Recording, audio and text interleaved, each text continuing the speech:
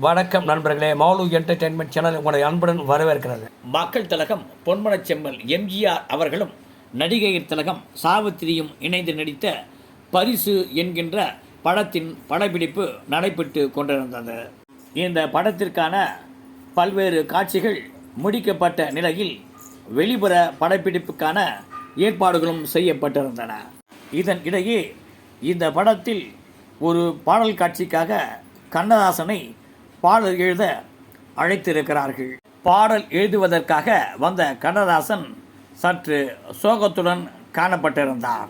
அப்போது கண்ணதாசனிடம் மக்கள் திலகம் எம்ஜிஆரும் பட தயாரிப்பாளரும் என்னவென்று விசாரித்திருக்கிறார்கள். உடனே கண்ணதாசனோ, நான் ஓர் இடத்தில் கடன் பட்டிருக்கிறேன், அந்த கடனை உடனே அடைத்தாக வேண்டும் என்று கூறியிருக்கிறார்.